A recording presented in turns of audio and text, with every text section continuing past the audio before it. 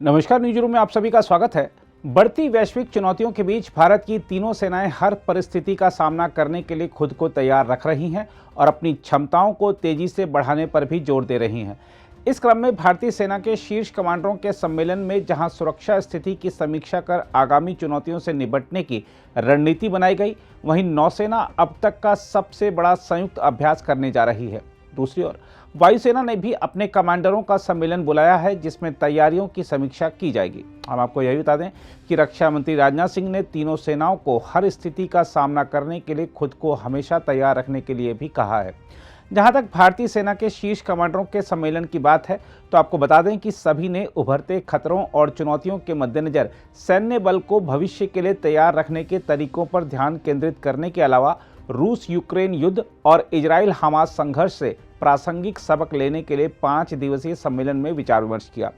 दिल्ली में 16 से 20 अक्टूबर तक सैन्य कमांडरों के सम्मेलन में चीन के साथ लगी वास्तविक नियंत्रण रेखा यानी एलएसी की स्थिति और किसी भी आकस्मिक हालात से निपटने के लिए सेना की अभियानगत तैयारी को बढ़ाने के तरीकों पर भी चर्चा हुई।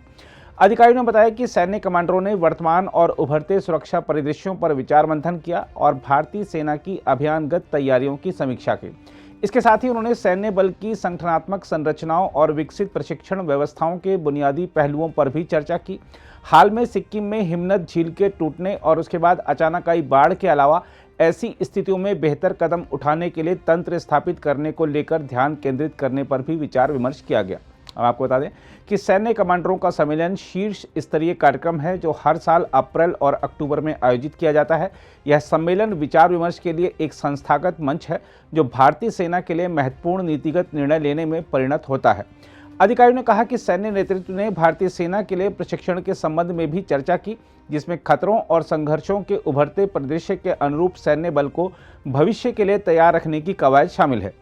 उन्होंने कहा कि सैन्य नेतृत्व द्वारा रूस यूक्रेन युद्ध और इजराइल हमास संघर्ष सहित भू रणनीतिक मुद्दों और उसके प्रासंगिक सबक पर चर्चा की गई। सम्मेलन को रक्षा मंत्री राजनाथ सिंह, प्रमुख रक्षा अध्यक्ष यानी सीडीएस जनरल अनिल चौहान, थल सेनाध्यक्ष जनरल मनोज पांडे और air chief marshal VR Chaudhari ने भी संबोधित किया। सेना ने एक बयान में कहा है कि रक्षा मंत्री ने मध्य पूर्व के भू राजनीतिक संकट और संघर्ष से सबक लेने की आवश्यकता पर जोर दिया।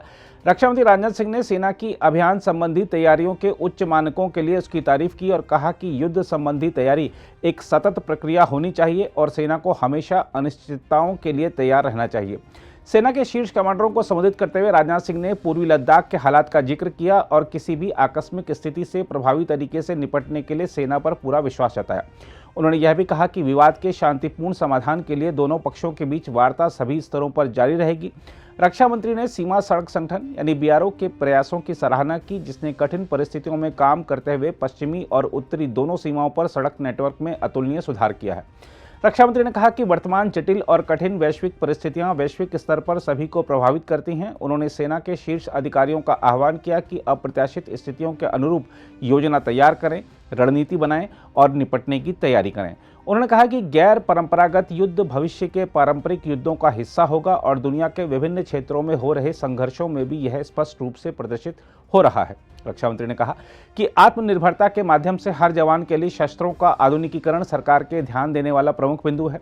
उन्होंने सैन्य कमांडरों को संबोधित करते हुए कहा, रक्षा कूटनीति, स्वदेशीकरण, सूचना युद्ध, रक्षा बुनियादी ढांचे और बल आधुनिकीकरण ने संबंधित मुद्दों पर हमेशा ऐसा मंच पर विचार किया जाना चाहिए।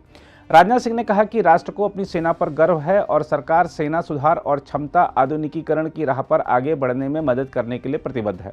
उन्होंने जम्मू कश्मीर में आतंकवाद के खतरे से निपटने में केंद्रीय सशस्त्र पुलिस बल, पुलिस बलों और सेना के बीच उत्कृष्ट तालमेल की सराहना की। राजनाथ सिंह ने हाल ही में हुए एशियाई खेल में सेना के खिलाड़ियों के शानदार प्रदर्शन के लिए भारतीय सेना की भी सराहना की। उन्होंने कहा कि पूरा देश सेना को सबसे विश्वसनीय और प्रेरणादायी संगठनों में से एक के रूप में देखता है। जहां तक नौसेना की बात है तो आपको बता दें कि भारत फरवरी में आयोजित होने वाले 9 दिवसीय मेगा नौसैनिक अभ्यास में अपनी बढ़ती समुद्री शक्ति का प्रदर्शन करेगा। तेजी से बिगड़ते वैश्विक भू राजनीतिक माहौल और हिंद प्रशांत क्षेत्र में चीन की बढ़ती सैन्य ताकत के बीच इस महाअभ्यास में 50 से अधिक देशों के शामिल होने की संभावना है। अधिकारियों ने बताया कि अगले साल 19 से 27 फरवरी तक विशाखापत्तनम में आयोजित होने वाले मिलन अभ्यास में भाग लेने वाले देशों में America, Japan, Australia, France, Bangladesh, दक्षिण कोरिया, वियतनाम, इंडोनेशिया और मलेशिया की नौसेनाएं शामिल होंगी। उन्होंने कहा कि आगामी अभ्यास भारत द्वारा आयोजित किए जाने वाला अब तक का सबसे बड़ा बहुपक्षीय सैन्य युद्धाभ्यास होगा और इसमें बड़े पैमाने पर युद्धाभ्यास, उन्नत वायु रक्षा संचालन, पनडुब्बी रोधी युद्ध और सतह रोधी अभ्यास शामिल होंगे। बताया जा रहा है कि भाग लेने वाले सभी प्रमुख देश अरब सागर में होने वाले युद्धाभ्यास के लिए अपने मंच और कर्मियों को भेजेंगे। हम आपको बता दें कि मिलन एक द्विवार्षिक बहुपक्षीय नौसैनिक अभ्यास है जिसे 1995 में भारतीय नौसेना ने शुरू किया था। जहां तक भारतीय वायुसेना की बात है तो आपको बता दें कि उसके शीर्ष कमांडर राष्ट्रीय सुरक्षा संबंधी चुनौतियों और भारत की समग्र वायु शक्ति को बढ़ाने के तरीकों पर व्यापक विचार विमर्श के लिए अगले सप्ताह 2 दिवसीय शिखर सम्मेलन का आयोजन करेंगे।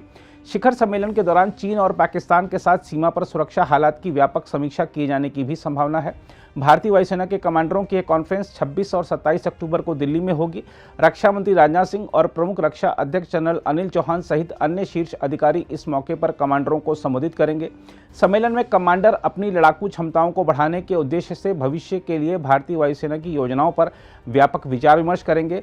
इस दौरान कमांडरों के नई तकनीकों के उपयोग पर व्यापक विचार विमर्श किए जाने की भी संभावना है। अगर आप भी लेना चाहते हैं देश दुनिया की तमाम जानकारी तो आज ही सब्सक्राइब करें हमारे चैनल को। साथ ही नीचे दिए बेल आइकन को जरूर दबाएं ताकि हर अपडेट आप तक पहुंच सके।